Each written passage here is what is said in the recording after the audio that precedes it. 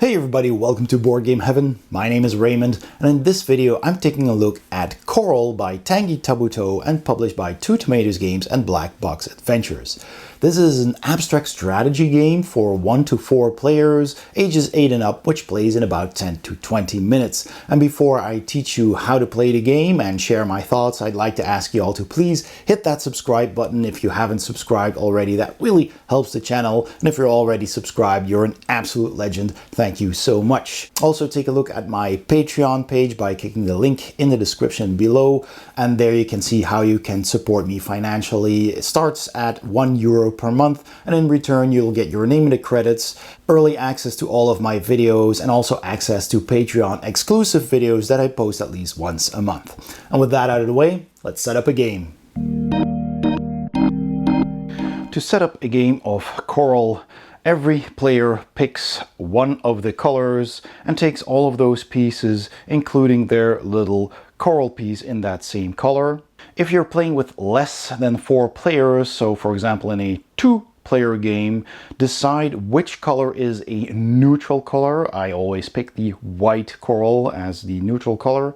And then the players playing the game take 3 pieces of the neutral color and add that to their own. In a 3-player game, you give all the players the colored pieces and 2 of the neutral color.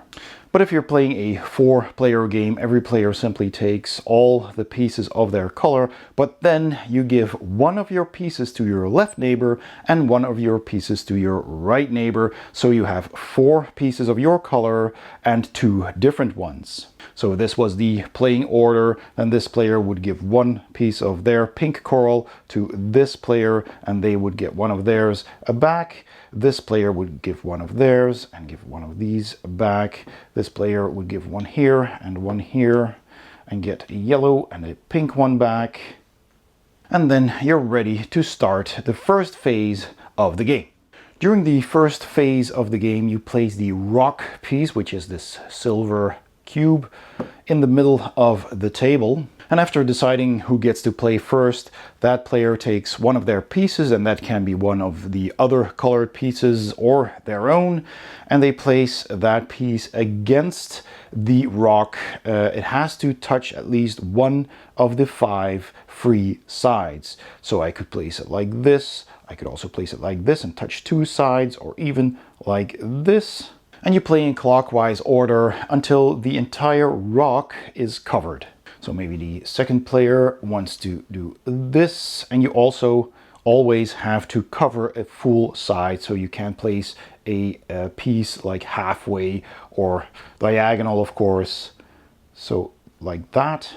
This player maybe also wants to use a different colored piece for their move, like that. They could also just cover it up entirely and end the first phase. So make sure at least one side of your piece of coral touches a side of the rock, and at least one side of your piece must touch the table, unless that is not possible. So for example, if the first player had placed their piece like this, now all the sides of the rock are covered, then the 4th player has no choice but to touch this side. And since they can't touch both this side and the table, then that is allowed. They could, for example, do this.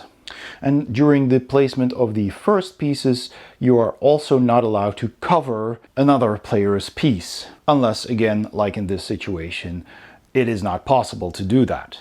So in other words, the 3rd player placed this yellow piece would not be allowed to, for example, do this, because A, they could still play their piece touching both the rock and the table, and B, they would be covering up these pieces. So just follow those rules for as long as you can. So once all that is done, you're actually ready to start the game. So if that player was the last player to fully cover up the rock, then this player would start with placing their coral piece. But now every player has placed one of their blocks. So we're back to this player, and this player will place their coral. Now you can place a coral on top of any coral except your own. So I can't place it on the yellow cube, but I can place it here, for example. So the second player will have to place their piece on one of these, so perhaps here. The third player might choose to place it here, and the fourth player perhaps wants to put it here. So the setup here is already a part of gameplay, and you will get a different result to start every time. But now you're actually ready to start playing, so let's explain the rules. Right, so to play Coral further, you first have to understand that one of these pieces consists of 3 cubes. As you can see, of course, there's 3 cubes that are already connected, but for the game every cube counts as one cube. And that is important to know, because if we're referring to a cube, then we don't mean this entire piece.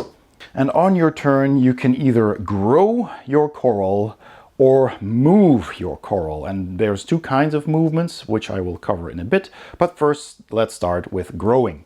So to grow your coral, you can pick up any of your pieces, and it has to be placed against the cube that your piece of coral is on. So this was the yellow player, this is their piece of coral, and this is the cube that the coral is on. So it has to be touching one of the sides, one of the free sides at least, of that cube. Now it can't touch the top, at least not with its own color, which I'll explain in a bit. So if I take one of my pieces, let's just take a yellow piece, I can put it here, for example, because it's touching that side of the cube my coral is on. I can also put it here or here on the other side. Now it's touching 2 sides. I can also do it like this, or I could do it like this. All of that is touching at least one side of this cube. I can't place it like this. It would be touching this piece, but again, we're referring to cubes here. So this would be legal, this would be not. Also, if I'm placing a piece on top of something else, it has to stay there. There's a little bit of dexterity involved here. So if I would at some point place a cube on top like this, it will fall off, and that would not be a legal move. So let's say the yellow player here, they just want to have lots of symbols, because that's what you're trying to do in the game. You're trying to have as many symbols visible from the top at the end of the game, which I will explain when I explain scoring. So they're gonna do this for now. Second player has their piece over there, so they might want to grow that way. The third player is over here. Maybe they want to grow here as well, so they might want to do this. And the fourth player is on top here, so they might want to try and, cover up some other pieces, so they can touch one of the 3 sides that are empty here. So they might want to do this and cover up 2 pink and 1 yellow piece right there. Now, a little bit earlier, I touched on the top side of the cube you're on. You can actually place a piece there, but then your coral will grow up. So if I would place a piece of my own on top on this free side of the cube that my coral is on, for example, by doing this, then my coral would go up and land here, which would land me on my own color, and that is illegal. That is not allowed. My coral can never be on my own color. So I could use that other color that I still have and put that on top here. I would be covering up one of my own, so I could also possibly just turn it around like this and kind of balance that. I could also do it this way. So that works, because the heavier part of this block is here in the middle, and then my coral would grow upwards and land on this piece, which is a different color, so that is allowed. Play continues like that in clockwork or clockwise order. So this player might play another piece here. This player might also want another piece here. This player is over here, so now they can put a piece here. So I cannot put a piece like this, because that one is taken and I can't move other people's pieces. I could put it this way, that that side would be touching that side of the coral it is on, and still cover up 2 pieces, and this will stay, so that is a legal move. Now the second option I have when playing, if I can't or don't want to grow coral, I can also move my coral. Now my coral can move over any color except my own, and also not over occupied pieces. But they can go up and down as much they want, but they cannot jump gaps. So I could not directly go here because that would jump a gap right here. I can't go here, of course, my own color. I could go there, or I could go here, and I always move in an orthogonal way, but I can move as far as I can. So I can move here, and then here, and then here, and then here, etc. Just keep on moving, but I cannot move to here because this is blocked by this coral, and I can't go diagonally. There's a gap here. This is diagonal. I can't move here. This is also diagonal. This is blocked, so I could go here anywhere. So maybe I want to go there, but I can't reach this part of the coral. And that is one way of moving. A second way of moving is to break off my coral from the whole growth here and take it back. So if I really can't go anywhere, I could, for example, this player, maybe they're locked in by a move of another player. You know, maybe this player, somehow they can't right now because this player is the pink player, which is over there, and they wouldn't have an option to place a red piece here, but maybe in the future somehow a piece was played here, and now this player's piece is kind of stuck because they can't move over their own color and they can't move diagonally, so they can't go anywhere. So the second way of movement, they cannot build or grow, so they only have one option, and that is the second move option, and that is to break off their coral. It floats through the sea back towards their stash right here, and that will end your turn. Then on your next turn, you can take your coral and kind of put it anywhere you want, except again on your own color. So then I could put it here and start growing on this cube again. So that's basically always an option, but it's less desirable because it costs a whole turn. An important rule to remember though is that if you took two movement actions subsequently, then you have to discard one of your pieces.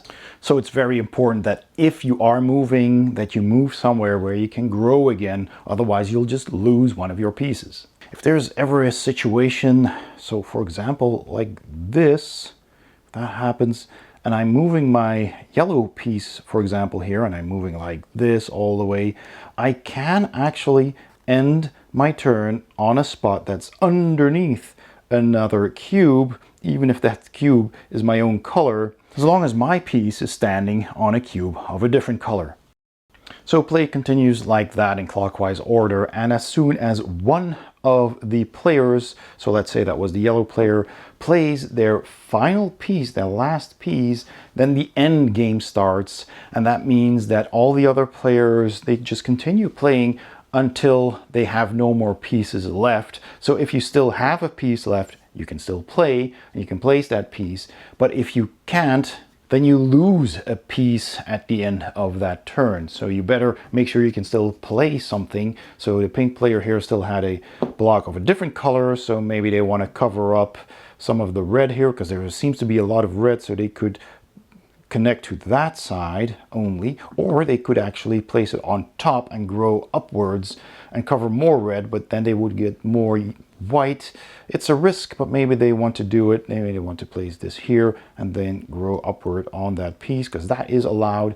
Then the white player here with the purple piece, they might want to cover up also some other colors by connecting it to this cube right here. All right, like that. And then finally the red player, who still had a yellow piece left, may also want to cover up some other colors, because they're counting 9, 10, 11 pieces for yellow. You're always going to be counting, so maybe they want to put it upright like this, and let's say cover up a pink and a white purple one by placing against that cube. So all players still got to place a cube, and then when everybody's played all of their cubes, the game ends. Or if you couldn't play and had to discard cubes until you have none left, then the game stops. So then to score your points, you simply look at the top of the whole coral bed here, and you count the symbols of your coral that you see from the top. So this one I would not be able to see, even though it's not directly covered, it's covered by this, so it wouldn't see the sunlight. So for the yellow player, we would have one here behind this, that one.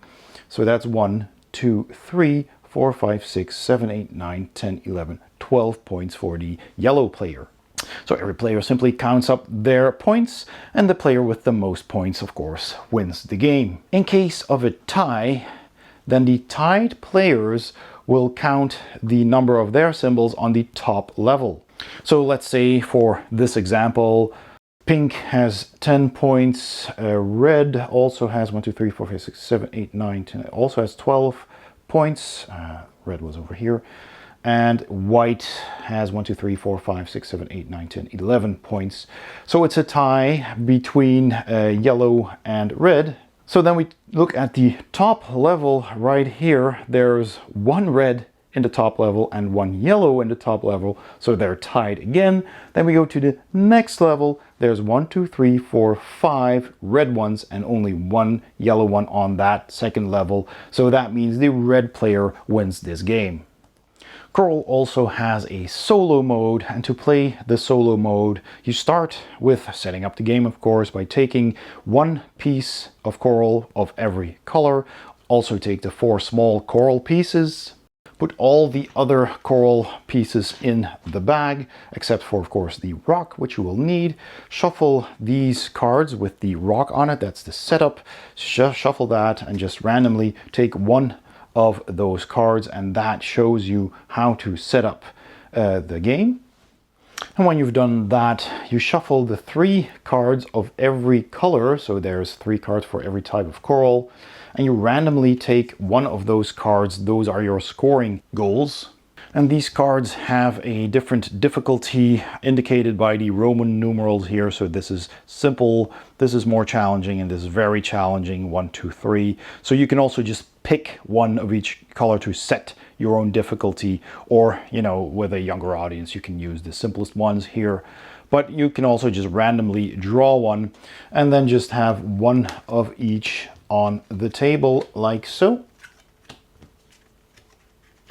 Then you randomly draw 3 pieces from the bag. So 1, 2, and 3.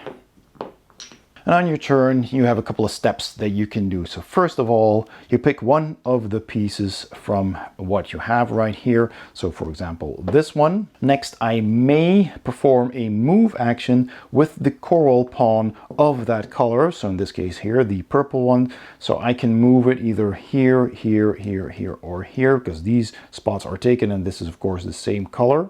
Next, I will grow my piece on the connecting sides of the cube that my piece of coral is on. So maybe I want to move it here, and then I'm going to grow this coral here. But if you're unable at some point to do that, you have to discard that piece back into the box. That is now out of the game. And then finally, you just draw another random piece from the bag. And you just keep on playing until both the bag and your stock is empty. And then you can score according to the rules on these cards. So for example, this one, and this is a Dutch card, of course I have the Dutch edition. This one tells you you get points for having stacks of 3 cubes of the same color. So if you have 1, that's 0 points. If you have 2, you get 1 point. 3, that's 2 points, etc. This card, for example, gets you points for every white cube in this, or purple coral if you want, on the 3rd level or higher. So everything below that doesn't count. And again, you can see here how many will get you more points. So if you have 6 or 7, I get 1 point, 8 or 9, it's 2 points, etc. And this card, for example, gives you points for each of the pink cubes. So the pink symbols that you can see from above that outline the entire coral reef. So in this case, the numbers that you see here would score points, and that's 8 of them, and that means 6 to 10, that's 1 point. And you count up all of those points, and then you check the rule book to see how well you've done. 20 is a perfect score, but also, of course, very hard to achieve. There's also a couple of variants you can play, which I'll briefly highlight. There's a chaos mode for 3 or 4 players, where every player only gets 2 pieces of their own color, and all the other pieces are being put in the bag.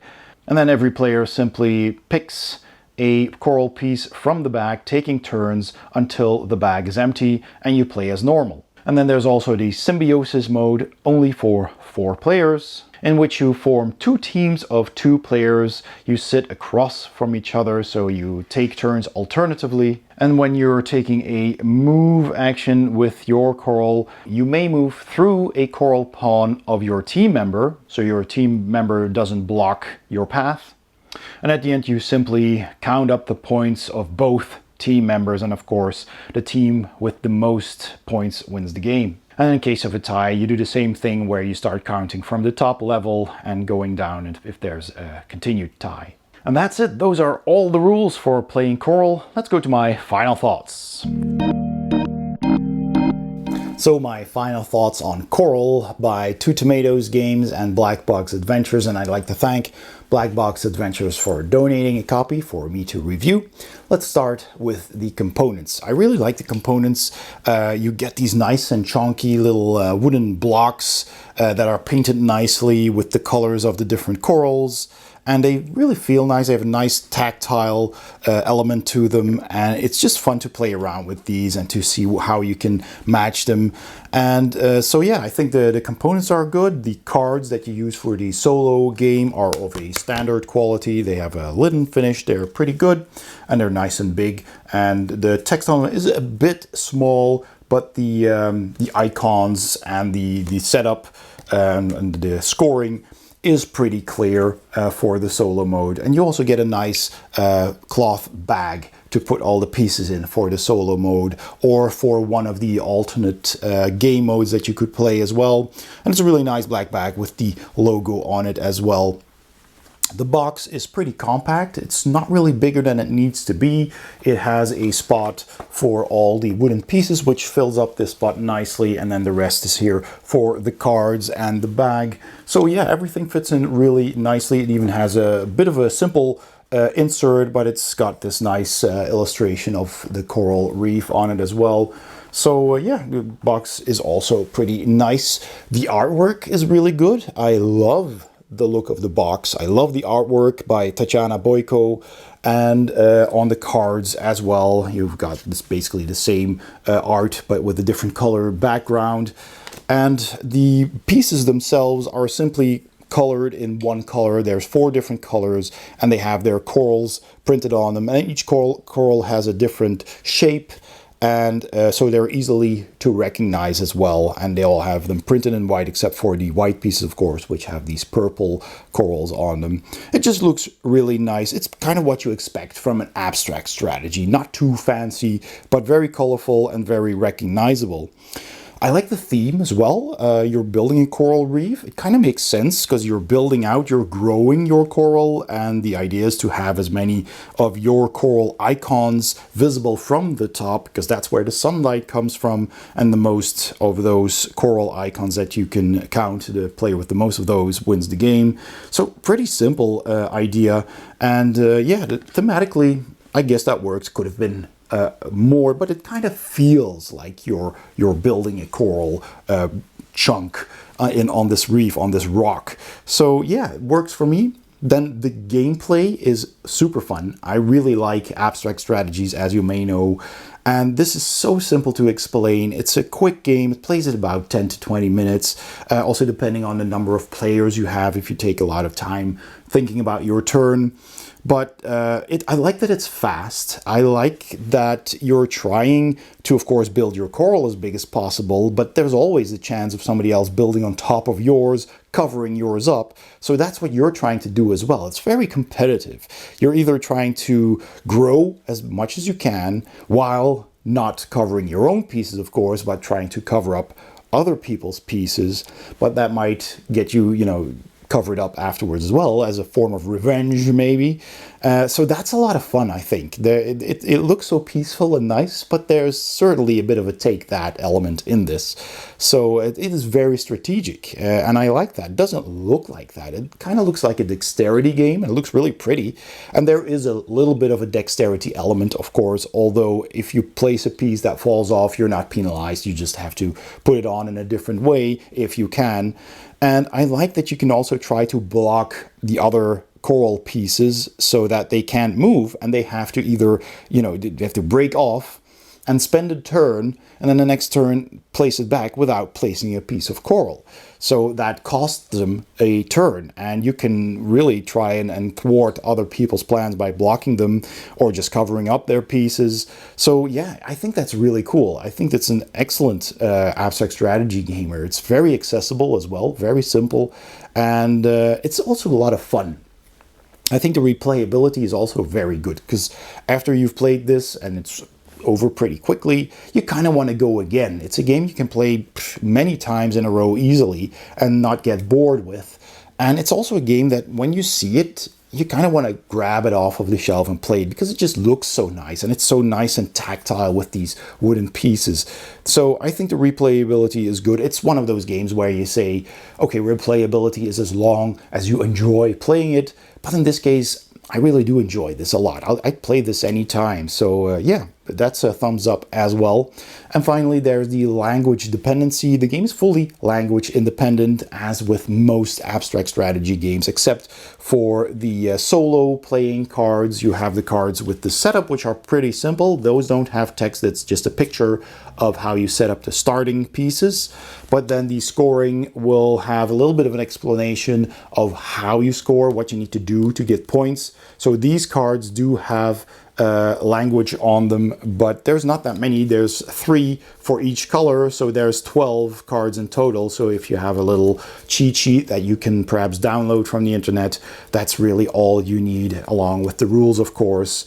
So that also gets a thumbs up. In the end, really very much enjoyed this game. It's one of the more fun abstract strategies that I have. It's not too thinky. There's a lot of competition here, and it just looks good.